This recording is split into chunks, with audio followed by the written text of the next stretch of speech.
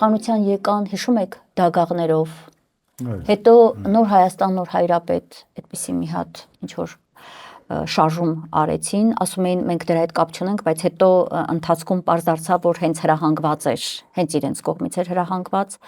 Հետո սկսեցին կամաց-կամաց այսպես բավական սուր քննադատել կաթողիկոսին, տարբեր հոգևորականների, հետո հերթը հասավ ձերբակալություններ, կալանավորումներ, 3 սրբազաններ կալանավորված են, հիմա եւ մի քանի նաեւ հոգևորականներ, այո, եւս մի քանի հոգևորականներ։ Հիմա եկել հասել ենք մի փուլի վրա, երբ զավթման գործընթաց է, այսինքն գործնականորեն եկեղեցին զավթելու գործընթացն է։ 18-ին այդ փորձն արեցին, հա, բայց ժողովուրդը մեծ աղմուկ արեց, հիշում եք, բարձրացել էր ինչ-որ մեկն էլ չէր նիկոլացվել, որ կարողանա։ Եվ ժողովուրդը ուղղակի պաշտպան եղավ իր եկեղեցուն։ Հիմա էլ մենք այդ երևույթի ականատեսն ենք, իհարկե, երբ Մայրաթոռում փորձեցին, հա, այնտեղ սրբազանին, Միքայել սրբազանին տանելիս ես էլ այդտեղ ժողովուրդը մհոծ բազմությամբ խեղդում էր ոստիկաններին, բայց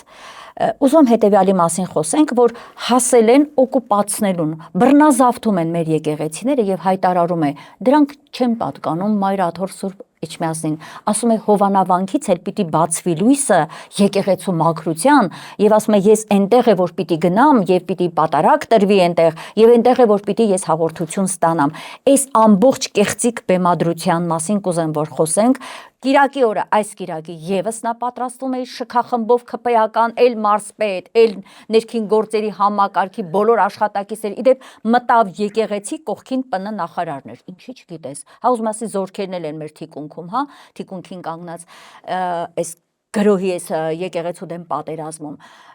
մենք այս իրավիճակից ոնց պետք է դուրս գանք, նա հստակ սկսել է արշավը,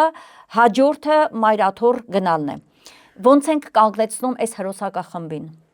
Նախ մենք պետք է հասկանանք, ես վստահ եմ, որ մեր հոգևոր առաջնորդները դա լավ են հասկանում,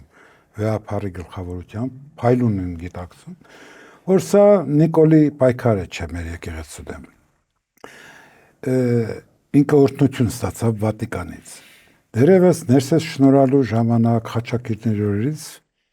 կաթոլիկ եկեղեցին մշտապես փորձել է մեր եկեղեցին ենթարկել իրեն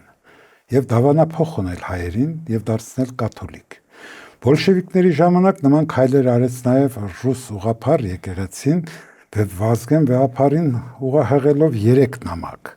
որոնց Վազգեն վեհափառը փայլուն պատասխաններ տվեց, հասկացնելով իրենց տեղը եւ մեր տեղը։ Հիմա պետության ղեկին են բերել մի մարդու, որը ինչ ասես անում է եւ ինքը կատարում է Վատիկանի կամքը։ Վատիկանը շատ հզոր երկիր է։ Պատական չէր, որ Սերժ Սարգսյանը իր փեսային Վատիկանում կարգեց դեսպան եւ Վատիկանում կազմակերպվեց իշխանափոխության ծրագրերը նաեւ Վատիկանը այսպես ձեռքը դրեց այդ ամբողջի վրա։ Այդպես է եւ Վատիկանը չկարծեք թե այդպես հոգեվոր կառույց է ընդամենը։ Դա հզոր քաղաքական եւ ֆինանսական ուժ է։ Ես չգիտեմ աշխարհում կա ավելի հարուստ բանկ ֆինանսական կենտրոն, քան Հռոմի բանկն է։ Եվ գաղտնի ուխտերը եւ այլն, դա շատ հզոր եւ մի մոտ 1 միլիարդ հետեւորդ ունեցող մի հզոր կառույց է ապարով մեկ սփռված, որի դեմ մեր եկեղեցին դժբախտաբար միայնակ պահպանելով ճիշտ ակունքները 3 ժողովների որոշումները հանգանակը Նիկիո եւ ուղղափառ ընթացքը միայնակ պայքար է տվել տարբեր դարերում։ Պահ է եղել դադարել է, պահ է եղել հագնացել է։ Հիմա նրանք հարմար են գտնում, որ Հայաստանի իշխանության ղեկին մի մարդ է, որը չունի կրոնական ըմբռնումներ, որը փողի համար պատրաստ ինչպես որ տեսան նրանք փորձեցին փողի եւ իր շահի համար, իր իշխանության համար վաճառեց Արցախը, դատարկեց Արցախ եւ Արցախի եկեղեցիներն ու վանքերը մատնեց թշնամուն եւ այդ թշնամին նույնպես Վատիկանից զինակիցն է եղել, մենք պետք է իմանանք։ Մենք այս մի քիչ գուցե շեղվեցի, բայց իմացեք, հայոց իրականության մեջ Արևմտյան Հայաստանում կաթոլիկությունը տարածվել է Սուլտան Համիդ առաջինի օրհնությամբ։ Նախ Սուլտան Համիդը հալածում էր Վատիկանի միսիոներներին, բայց երբ տեսավ, որ 17-րդ դարի առաջի կեսերին Երբ տեսա, որ շատ լավ գործ են անում կաթոլիկ միսիոներները, հայերին են պարակտում, դրանից հետո բոլոր միսիոներներին լիազորություն էր տալիս եւ հատուկ թուղթ էր տալիս ֆիրման, որով նրանք կարող էին անցնել բոլոր կայսրության տարածքները լիազորություններով ոչված եւ տեղական իշխանություններին հորդորել ցույցում էր տրվում, որ այս մարդկանց օգնել հայերին դեպի կաթոլիկություն տանելու համար։ Հիմա նույնպես թուրքերը եւ Վատիկանը միասնաբար ուզում են կաթոլիկության այստեղ մեր եկեղեցու դեմ պայքարել։ Դրանք վաղեմի փորձն է Վատիկանի եւ Օսմանյան կայսրության պայքարեն դաշինքի, հակահայկական դաշինքի վերականգնումն է այսօր։ Ինքը այսօր Վատիկանի հետ է գնաց հաղորդություն ունես։ Դաշնակցում եւ դաշնակցում է ում հետ թուրքերի հետ։ Ինքը այդ դաշինքին է միացել։ Իհարկե ամերիկացիները իրենց խնդիրներն ունեն, հատկապես անգլոսաքսերը, բրիտանական հետախուզությունը իր խնդիրներն ունեն։ Ես դա կներեք հարցնել, որովհետև կա կարծիք, որ փաստորեն բողոքականություն են փորձում տարածել։ Եվ դրական են խոսում, անգամ ԿՊ-ական ներկայացուցիչները ներկայացնում են, թե ինչքան ճիշտ կրոն է բողոքականություն։ Բողոքականություն չեն տարածում։ Բողոքականությունը ուրիշ իմաստ ունի։ Նրանք կաթոլիկություն են ուզում տարածել։ Կարող է բողոքականներն էլ գլուխ բարձրացնեն եւ այլն,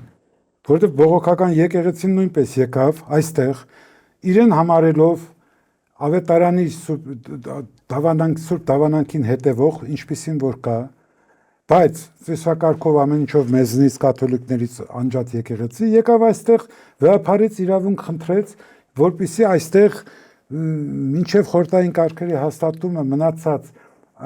բողոքական համայնքի բեկորները միավորի 1-2 եկեղեցու շուրջ։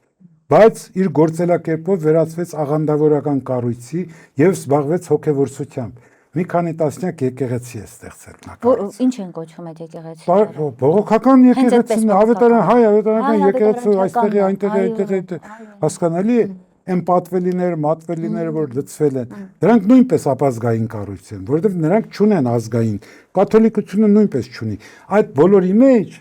հարավանությունների եւ կաթոլիկ մեջ ազգային մենակ հայն է։ Դրա համար էլ նա կոչվում է հայ առաքելա, հայ առաքելական սուրբ եկեղեցի։ Եվ հայապահպան է։ Եվ ասում են, եթե քրիստոնյա չենք ասում, մենք ասում ենք հայ քրիստոնյա։ Եթե մեզանից մեզ հեռացնում են, հային հեռացնում են հայ առաքելական սուրբ եկեղեցուց, նա դադարում է։ Հիմա մի բան ազգությամբ լինել հայ։ Սա պետք է հստակ գիտակցի մեր ժողովուրդը։ Դա հիմա եկա եւ կամ փաստերը։ Խոսելու շատ բան կա, այս խոսքը բերեմ այստեղ հանգեցնեմ։ Երբ եկեղեցու պատմությունն են հանում դասագրքերից, կեղծում են, պղծում են հոգևորականներին, եկեղեցու գույք ունեցված քաղաքական ազդեցություն վերացնում են հոգևորականների, հոգևորս են կատարում դեպի այս կողմը, եւ նրանք հիմա վաղը մյուսը գնում մտնում են ուրիշ եկեղեցիներ։ Նրանք կդառնան շուտով բողոքականների կամ կաթոլիկների, հատկապես կաթոլիկների եկեղեցու սպասավորներ։ Եվ հիշի դու, սա երբ առաջին կարգալույց եղած քահանային այս օրերի կաթոլիկ եկեղեցուն կընդունի իր գիրկը որպես կաթոլիկ քահանա, իմացի որ Վատիկանը սկսել է իր գործողությունները հաջորդ փուլը գաղափարական քաղաքական քարոզչությունից գործնական քայլերի անցնում նոր եկեղեցին պարակտելու։